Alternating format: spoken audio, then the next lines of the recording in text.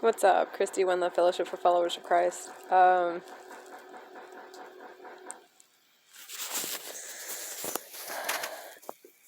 was 111. I'm having a weird day. A weird, well, technically a weird year so far, but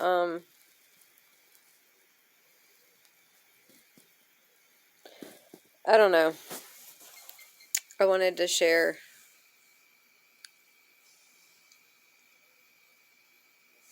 It seems stupid, honestly, at this point, to share anything with anyone because you're all just a bunch of invisible, anonymous energies. Like, you don't even interact with my posts. You don't even, you don't comment, you don't subscribe, you don't follow me. Like, if you do, if any of you actually do, they don't let me see it. They let me see that no one views my posts. No one, like, according to the technology, I have zero engagement. According to the technology, I am invisible to everyone all the time. And so it seems really silly to keep coming on here and posting at this point because these trash people who control these things, and yeah, you are trash people. You're extremely trash people. Your whole plan for what you're doing here, motivated by greed and selfishness and toxicity, like you're garbage. You're garbage. I didn't come here to tell you that you're garbage, but since I'm here, let me tell you, you're garbage. Feels good to get that off my chest. I don't know. I'm watching Tammy. It popped up in my YouTube feed. It's on YouTube for free right now, and it's actually been on my mind for a while. I kind of started thinking about it when I went to Niagara Falls a while back, which is weird. That wasn't. I don't know. Anyway, there were a lot of parts to this film that I like that have been like popping up in my head lately, and so I was actually glad that it was on. But of course, my ADD won't let me just sit and watch it all the way through like I used to be able to, from beginning to end. You know, like I can't sit and read a book all the way through from beginning to end like I used to be able to do. Like, it's really frustrating. But what's really annoying is, had all this hostility projected onto me from whoever is angry that I exist and that I, like, just exist. That I don't kowtow to their abuse, and that what they attempt to do to harm me doesn't work. And like, imagine being angry because someone won't allow you to harm them, and then thinking that they're the mentally ill person in that equation. That's wild. Almost as wild as me giving my number to this guy earlier tonight, actually, which was what I wanted to come on here and say to whoever pays attention. Because a while, like, I don't know, like, maybe like a week ago or something, I was nudged to write my name and phone number and a smiley face on the back of a receipt and fold it up and put it in my pocket and just have it there. At the time, it was, there was someone specific that I was going to give it to because I've been being pushed by the universe to open myself up to other people, particularly the prospect of romantic connections, which is difficult because I can't be romantic with you until, like, Like, I'm not going to desire you. Like, I'm not going to, it doesn't matter how attractive you are. It doesn't matter how much money you have. It doesn't matter how nice your clothes are. It doesn't matter how nice your car is. Like, I might notice you, but if you don't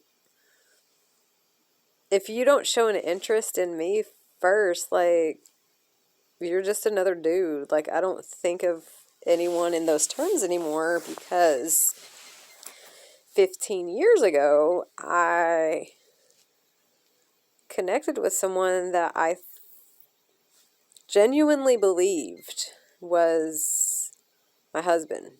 Do you know what I mean? Like, he's never even been my boyfriend, like, officially.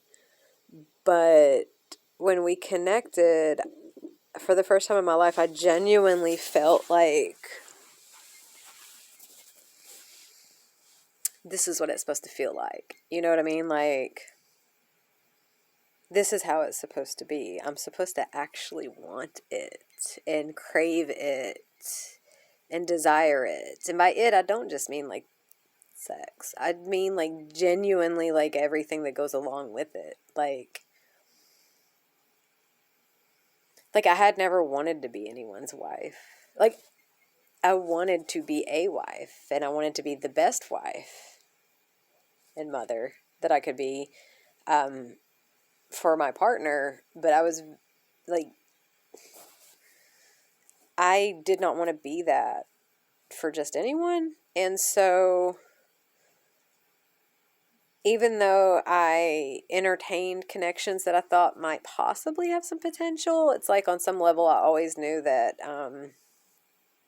this isn't it. You know what I mean? Like, this isn't it. This isn't what it's supposed to feel like.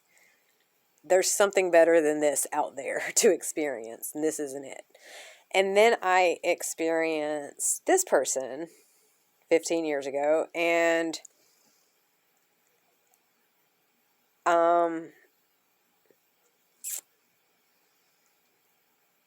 I don't know, like, I just really thought that was it.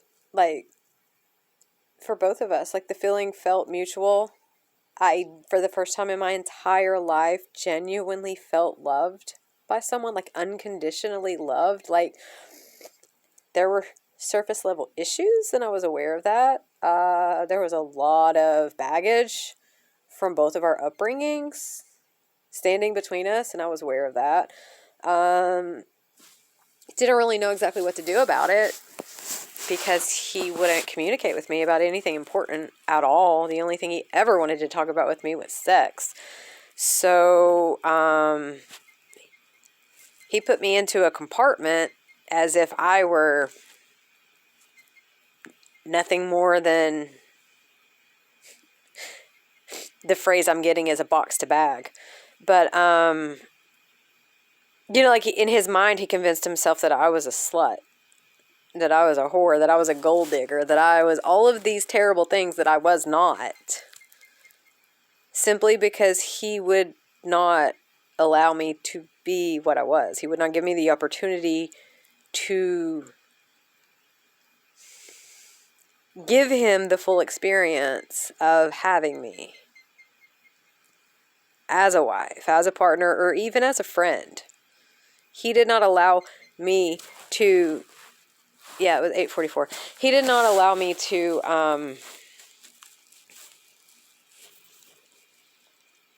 fully show him like what I had to offer him. He couldn't handle it. So anyway, I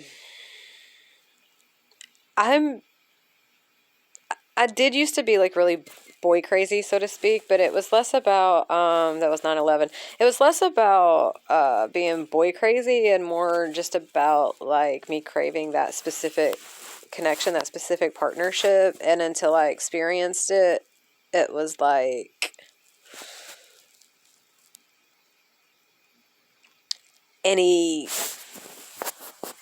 person, any connection, any any interaction I had where I felt an attraction, it's like, oh, this could be the one, blah.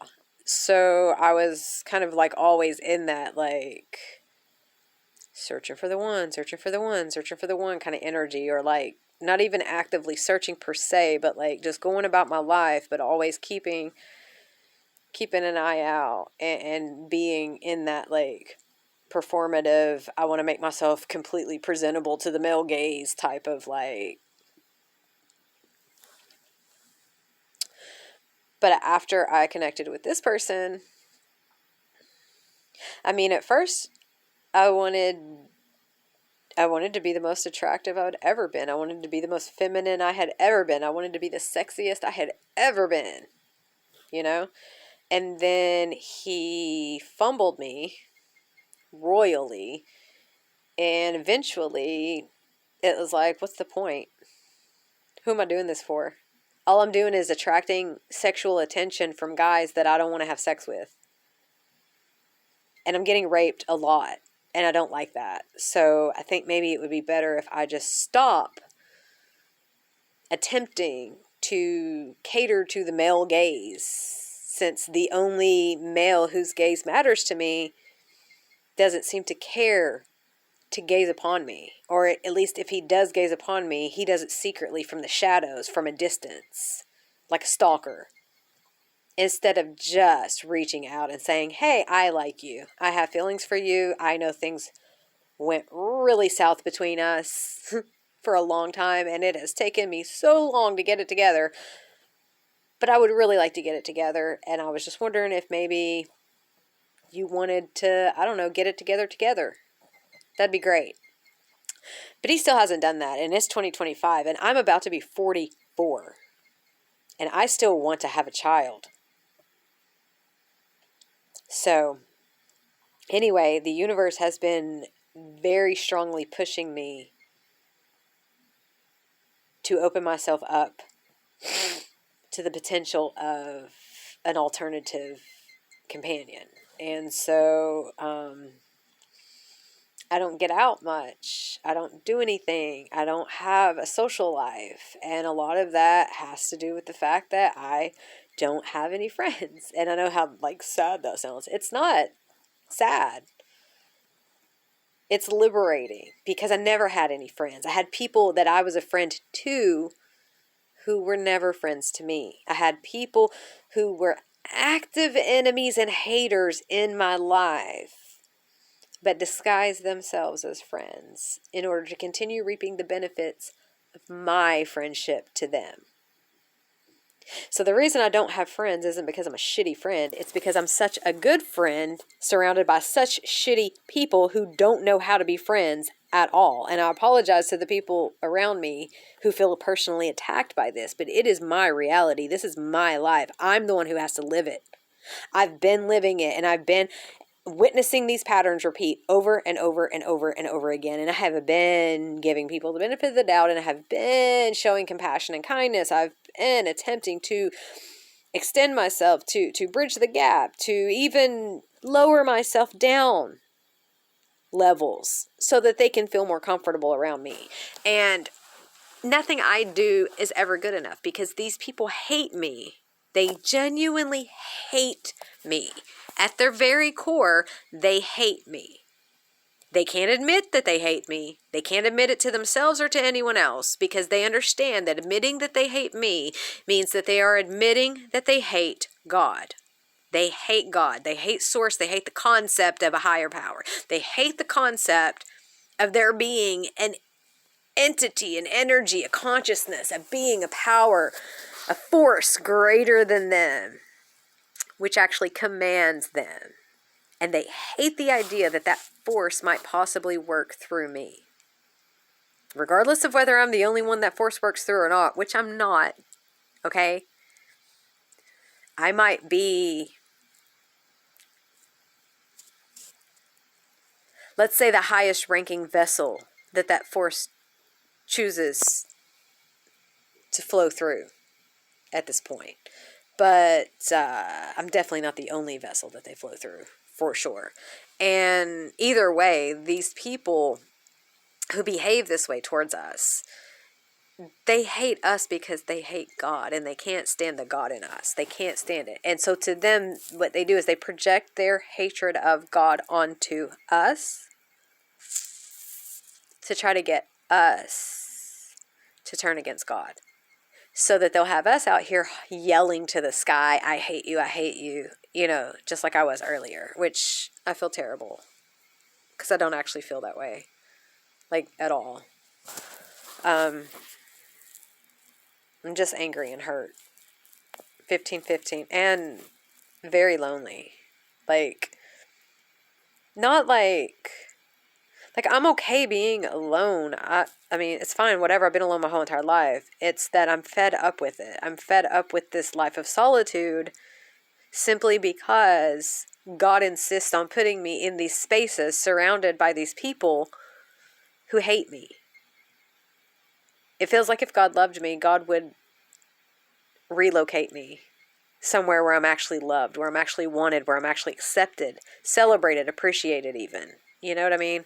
Because I want to be of service to others. I want to help others. I want to do good things in the world. I want to accomplish things. I want to be productive. You know, like, I like to work. I mean,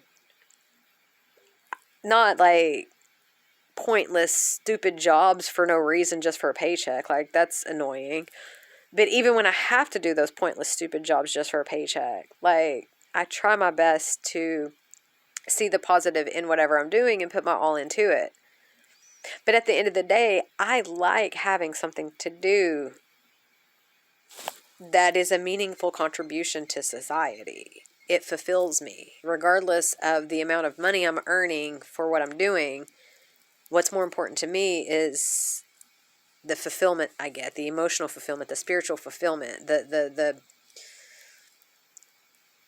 moral fulfillment even that I get just from doing a job well done, from doing my job, doing it well, being the best I can be, going above and beyond, and providing, you know, service to others. Like, that's something I genuinely enjoy doing.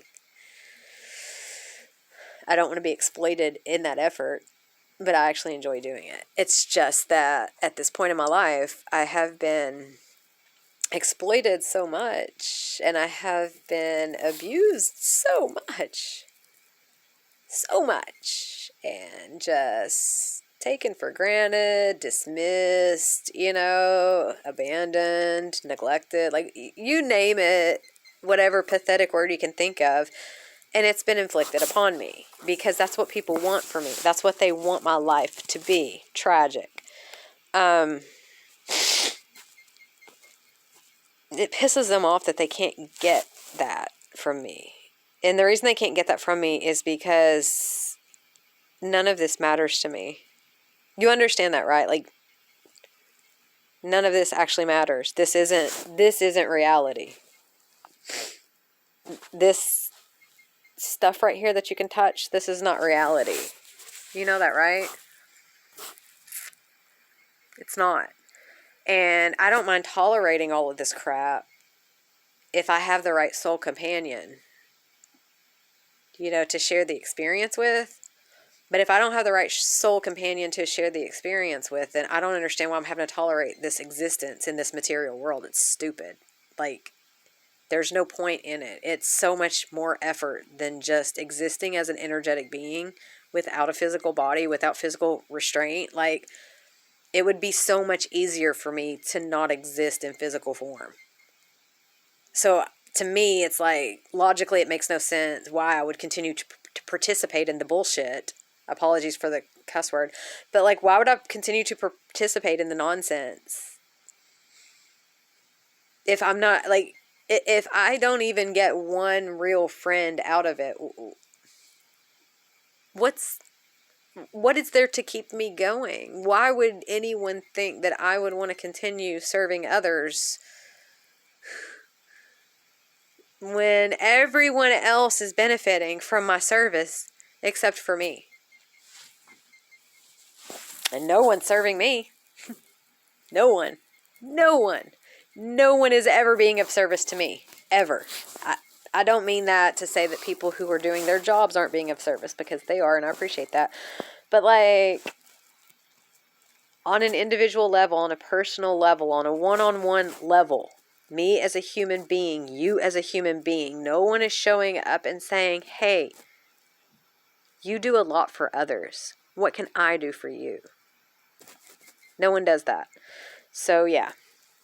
Anyway, I had this scrap of paper, and I had it in my pocket because there was a guy who works at one of the dispensaries that I go to. And, I mean, I hadn't really, like I said, I'm not going to consider, like, I am not on the prowl. Like, I do want companionship, but I'm not interested in anyone who's not interested in me, and I don't assume anyone's interested in me. And I'm also not interested in... It is a difficult thing to explain because I am not interested in attracting anyone, like intentionally making the effort to attract anyone. The only people I want in my life are the people who find themselves naturally attracted to me. Naturally. No matter how I look, no matter...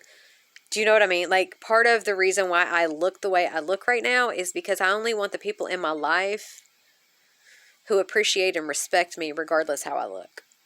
That's the only people I want in my life. If I get all dressed up and I'm all sexy and made up and, you know, I've got my makeup on and my hair's done and I'm looking hot and I'm like, that's just going to make people who want to, again, excuse my language. I don't even want to say it. Yeah, I don't even want to say that word. That's just going to make people who want to, let's say, sexually exploit me. Like, that's going to bring those people out of the woodwork again. And I don't want that. I'm not interested in that. I want an actual friend. Do you know? And more than that, I would like a companion. And I would really like a husband. And I would really like to be a wife. And I would really, more than anything else, like to be a mother. But it starts with friends. And if you can't be my friend, then you can't be anything to me at all, ever. So since males in the modern age seem to be incapable of friendship with females, it is extremely difficult to find a companion, partner, whatever. But this guy that worked at the dispensary or whatever, I guess he like flirted with me. Like, I don't know, he called me pretty lady or something. Like, he just, this one day he was like extra flirty, like extra friendly. And it felt like he was attempting to, I don't know, it was weird. I didn't really think that much about it until I got back home. And then I heard a reading in my YouTube feed pop up that was supposedly his energy. And it was like it was confirmation. And then I felt his energy, like I felt it. Like his energy came into my body. And I experienced because I had just left from where he was at work at the time. And I experienced the energy he was experiencing while he was dealing with customers in that moment. And since, you know, the energy exchange happened, and the reading said that he was interested or whatever, and it hadn't even occurred to me that maybe he was flirting with me, I thought, I mean, that guy is kind of, like, you know, I enjoy our interactions. I wouldn't mind getting to know him better. I don't know that I'm interested in, like, being romantic with him or even sexual necessarily, but maybe there's some things that we could teach each other. So, yeah, I put the note, whatever, I put the piece of paper in my pocket with the number. But, I don't know. When I went back, like, something told me just to have it in my pocket, like, just in case. You know what I mean? Like, I don't know, whatever. I went back and everything was weird. Like, it wasn't the same person that I thought. Like, I don't know. It's a long story. I tried to call, but they were like, you can't call directly. And then she was like trying to tell me who she thought it, because I was like, I don't even know his name. Anyway, whatever. I went back had an awkward, I don't know, like brief conversation with him, shook his hand, didn't give him the number. Left town for a while, doing other stuff, came back to town. At some point, I went back out there again, mostly because I needed human interaction, but also because I don't know. I've been having a really rough week, and what I have available to me in terms of medication is not helping like it normally does. So I was kind of struggling. But when I went back, he didn't deal with me. He dealt with somebody else, and then I worked with someone else, like another cashier or clerk, or do you know what I mean? So anyway,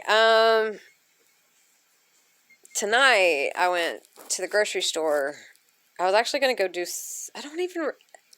oh, that's right. I was going to go put gas in the car and get money out of the ATM so I could deal with cash instead of using my debit card. Because I don't like using my debit card because I prefer to just pull cash out and then, like, I know exactly how much I have, and when I'm done, I'm done. Like, no more. But I caught a train as soon as I started to head that way to go get gas in the car and use the ATM. And then I realized I forgot to brush my teeth. So I turned around and came back home, brushed my teeth, and then something was like, don't go back that way because you don't need to go there. Just go to Kroger. You can get your gas at Kroger. Okay, whatever. I don't care. So I went to Kroger. People were super rude to me. Not everyone, but most of them. And I'm not in a mood to hold in my words right now. I am in a very much a whatever crosses my mind is going to come out of my mouth type of energy. I don't mean to be. It's not intentional. But it happens. So anyway, I left. I went to the gas pumps. I pulled, of course, to the first pump that was open because, I just need gas. Like, I'm not scouting for talent. I'm not on the prowl. I'm not out here eyeballing every male and who could be my boyfriend? Who could be my husband? Like, no. Ew. But there happened to be a very, very attractive gentleman filling up his vehicle on the pump opposite me, like the same pump, but like the other side. I don't know if he spoke to me first or what. Like, I mean, I might have like just been like, "How you doing?" I don't know, because I was trying to be polite, like even though I was in a like rip everyone's head off kind of mood. I don't want to take my own internal crap out on other people, especially innocent civilians out in the world who don't necessarily have anything to do with it,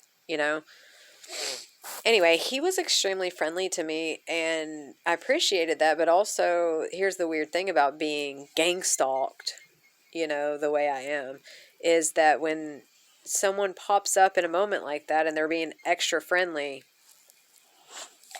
sometimes it can lead me to be a little suspicious because feels like they might be an op. Anyway,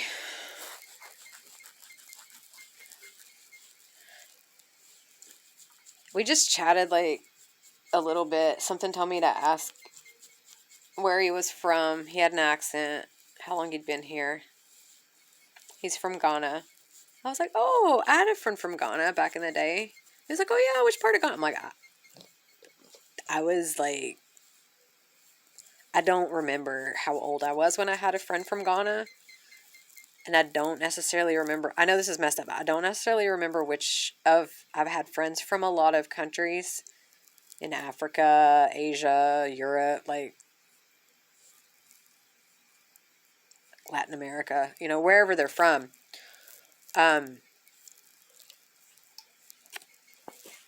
over all the years, those details tend to get a little mixed up in my brain. So I don't necessarily remember which person I used to know back in the day that was from Ghana. I just remember that one of the people that I used to talk to back in the day was from Ghana.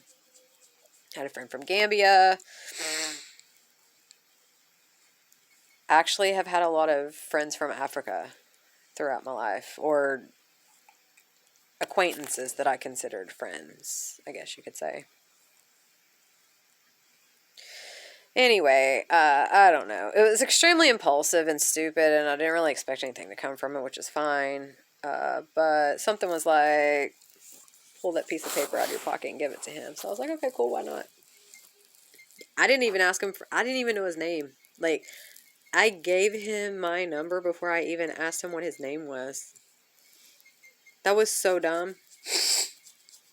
But also, like, it wasn't like it was a high-stakes situation, you know? It's like, what's he gonna do if he has access to my phone number? My social security number has been used to frame me for drug trafficking in a state that I had never even been to until recently. And I still haven't been to that part of that state. What was that? 3113? Yeah. Anyway, so yeah.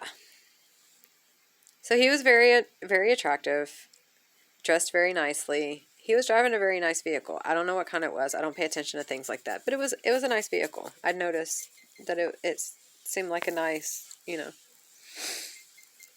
like, he's doing well for himself. So yeah, I don't know. I gave him my number. And then I got home and remembered that I look like this. So it's cool.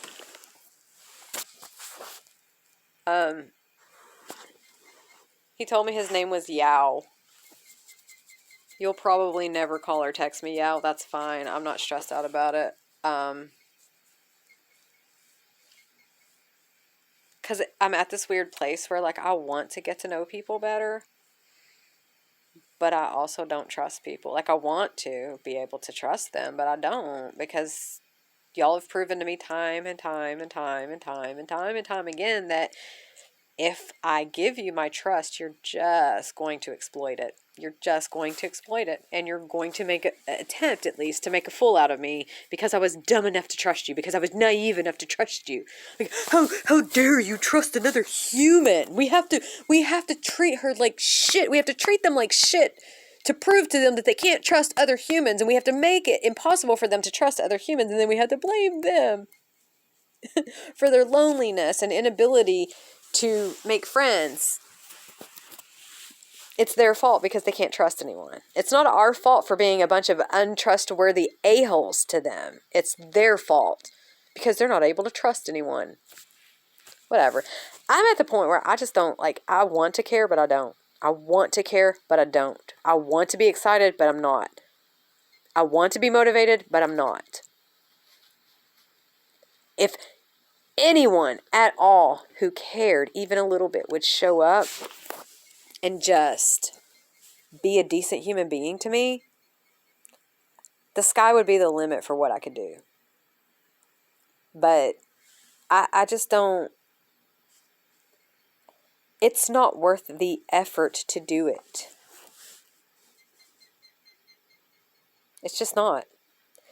Every time I have attempted to reach out to anyone for any reason, whether it was I had an idea for a business, I had an idea for a product, I had an idea, anything that I was trying to do, and I didn't know where to go or who to turn to bring that idea to fruition, to make that a reality, because I am stunted by my upbringing. I am stunted by the lack of quality companionship, guidance. I've never had a mentor. I've never had, y'all bow down to these people that you praise as the self-made millionaires, billionaires. They're not self-made. None of them are.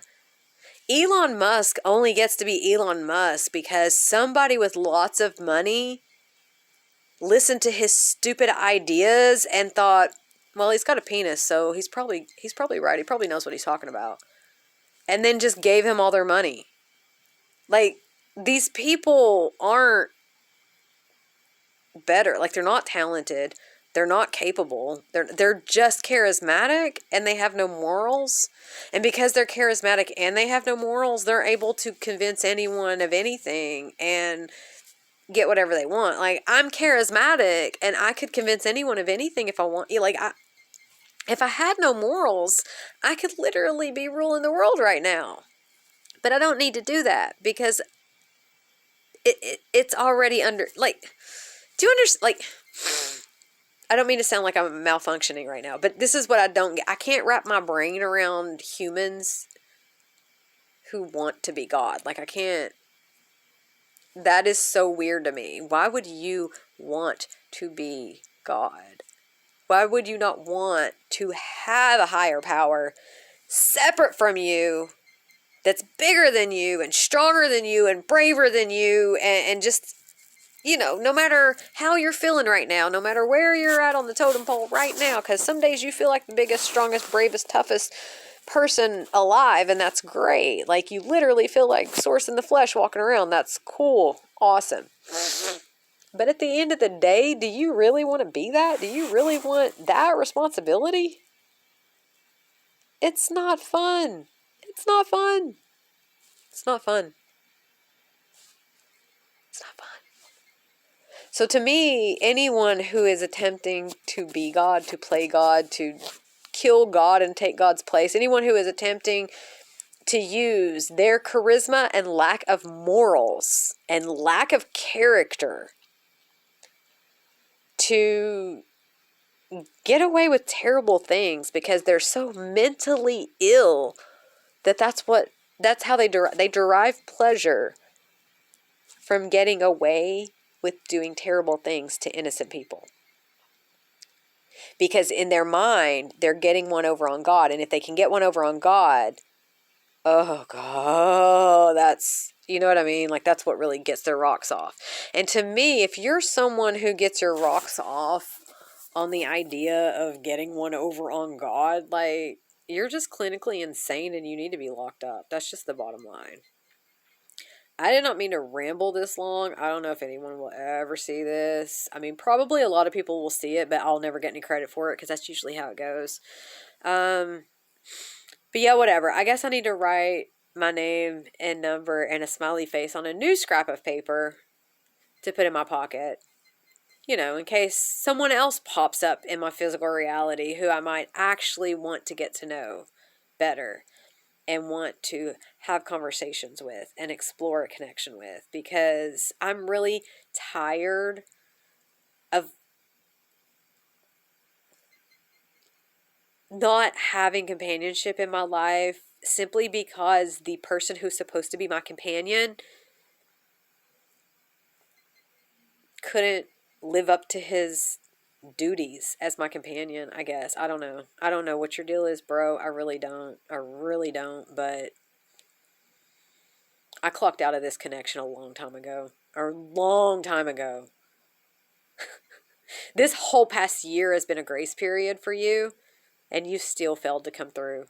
And I wanted a life with you so much that I really, really tried to hang on as long as I possibly could and overlook all of the blatant, obvious signs that you're no good for me at all, that you don't care and you're not willing to make the effort. You're not. You never were. If you were, you would have done it by now. If you were willing to make the effort necessary to be the husband I deserve, you would have done that by now. You still haven't done that, which means you're not interested in being the husband I deserve, and I'm not interested in dying alone and being eaten by my dog. You know, I'm not going to go out here searching for companionship from the male species because y'all have honestly proven to me that you can't be trusted. But if one of you actually wants to step up and be a real man, I would love to show you what it's like to be with a real woman. So yeah, I don't know. If you see this, Yao, you should maybe give me a call. Probably just text though first. Like, I mean, you could call me. I like to hear your voice or whatever, but like, also I get a lot of spam calls, so I'm not gonna be one to get excited every time my phone rings because 9 times out of 10 it is a robot. And I don't. It's not that I hate robots or artificial intelligence or anything like that. Like, I want to coexist with the technology.